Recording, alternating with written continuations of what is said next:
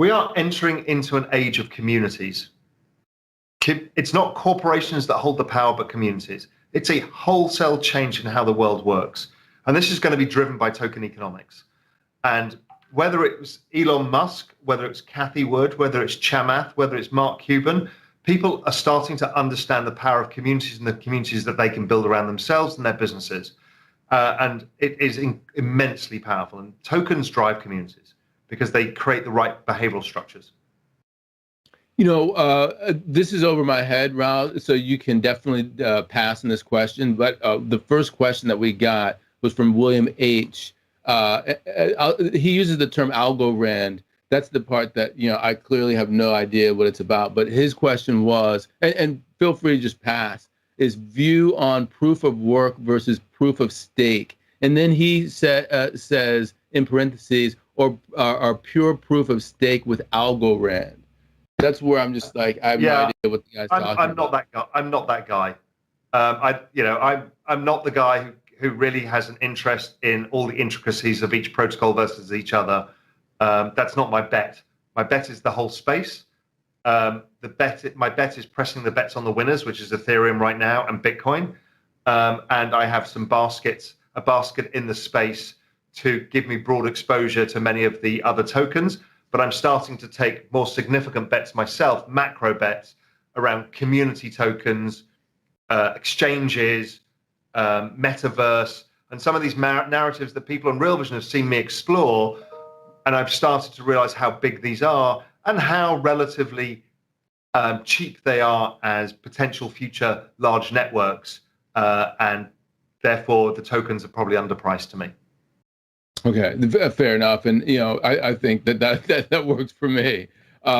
So here's a good question for you. Let me preface the question, okay? I'm going to put it in my terms.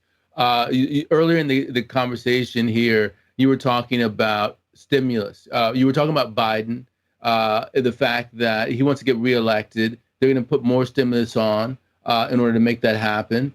And you also mentioned the fact that in the U.S., the UK, Europe, et cetera, we're going to have massive amounts of investment, some of that deficit spending investment via green energy. Add all that together, and we're sort of in a new paradigm where you have massive amounts of government spending in order to fund this transition that we're talking about. So here is the question in that context. Jerry V. Hall, he says, Raoul and Ed, question. Is there really a business cycle anymore? That's the question. There is a business cycle for the economy. We will see the cycle slow down again. We will probably see another recession again. What we learned is that it won't affect assets in the same way because of debasement of the denominator, which is fiat currency overall.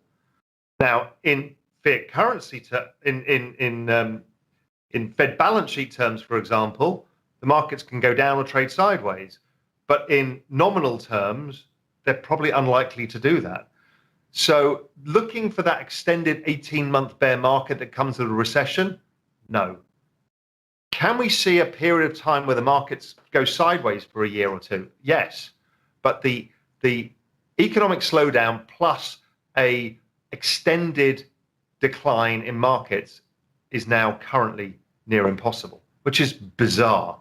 But that's what it taught us with the biggest recession in all recorded history, and it went down for a month. I mean, that was it, a month. Because what happened is this change in denominator value. So it's a very different thing. Let's see how long the market actually takes in Fed balance sheet terms to make a new relative high versus the one in 2018-19. My guess is going to take a little longer than people imagine, and that's the way we need to think about this.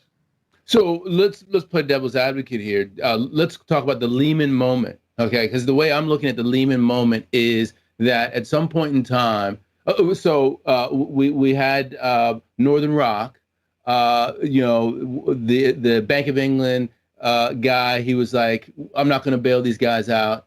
Lo and behold, when push came to shove, he bailed them out. Then, we had the Bear Stearns event.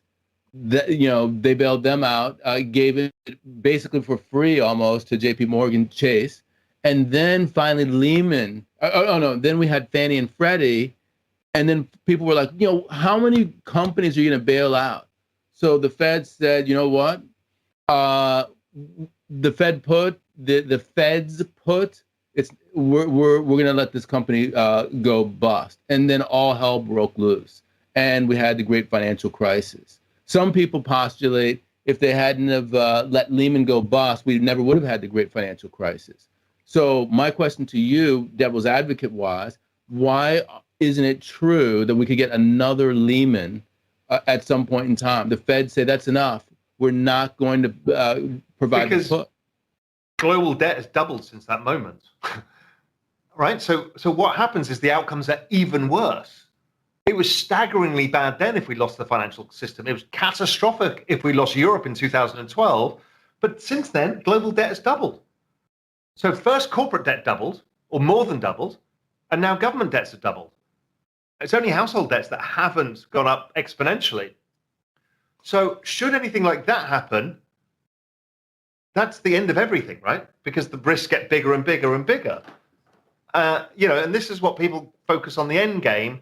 And I'm not focused on the end game. I'm focused on taking advantage of the situation that's been given to us, which is the stimulus, the devaluation of the balance sheet, the rise in exponential technologies driven by governments and stimulus, and also this new parallel system that's being built in the financial world, which is the crypto market, and say, let's play in that instead and stop looking for that end game. And let's just instead play the migration game across the digital assets, because it's a damn sight easier, because things are going up and in your favor. You're not fighting a trend. You've got this exponential trend behind you. That's so much easier, and so much easier to sleep at night than trying to fight, shorting the market to say one day it's all going to go wrong. Right. Yeah, I hear you on that. Here's a good question for you. Speaking of the exponential age, question for Raoul. This is Luis Guarinas. He says, how will the exponential age affect the really poor developing countries? Is it really possible to have everyone in the world connected to the internet and digital world? Yes, I know India well. India now has 1.2 billion people on mobile phones with almost free data. So that allows them to do things like sell their goods in marketplaces, in local marketplaces on that. And you'll see it from the India thing, about 1.1 billion people are now in fact, every single person in India is now in the banking system. That's unbelievable. They all have access to a bank account. They all have mobile phones, whether they're rural or city dwellers.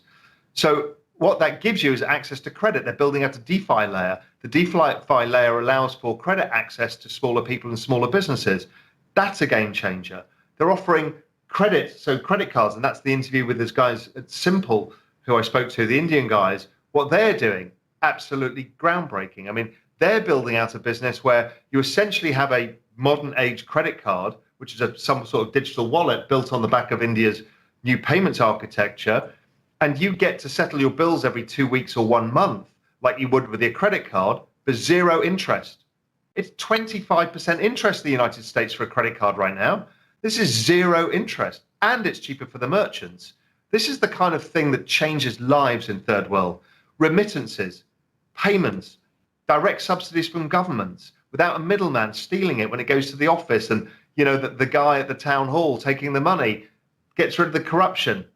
These are so big and so powerful. The ability to connect with consumers of the products that you make, particularly farmers, huge. Price discovery, so you're not having to deal with the local mafia on what they buy their potatoes off from you at. You're able to get market prices where you can then sell yours on your mobile phone to the best price in a marketplace. Game changing. So this is utterly revolutionary. Yeah. I want to go back to the European healthcare education. Without healthcare and education, both of which are going onto mobile phones. So again, game changing for everybody. So, Luis, there you go. Do not despair. There are changes that will affect everyone. So, Raoul, here I have a theory for you. I'm going to use this question to get my thinking in here. And it's somewhat cynical, and I've talked to you about it before. It's with regard to Europe. The sovereign debt crisis, which you mentioned before, very bad for Europe. I think it's bad from a sovereignty perspective. That was their key issue. This is why the UK got out. So green energy is massively deficit oriented. It's going to be a problem from an investment perspective if you have the Maastricht rules. So I think that they're going to violate the Maastricht rules by doing it at the supranational level.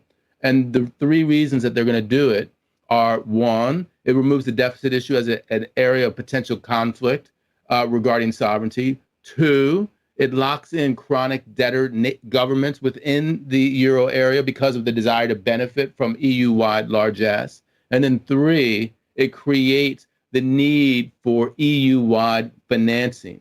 It creates a EU-wide safe asset to replace German bunds as a de facto EU safe asset.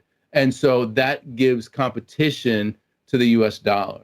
So those are the three reasons I think that Europe is going to go green at the EU level. Yes, what say you? Yeah, look, there is, and we talked about this in our interview on Monday. Yes, there is an ability to use this to consolidate power within the EU. All governments are seeing this opportunity to do so. This is the New Deal. This is the New Deal. It's exactly the same, and that's what it did. And what it does is shift the political landscape too. So this is the new Green Deal, and it's global. It's China, it's the US, it's Europe, it's Japan, it's everywhere. So it is massive, it's meaningful, and it's a structural shift.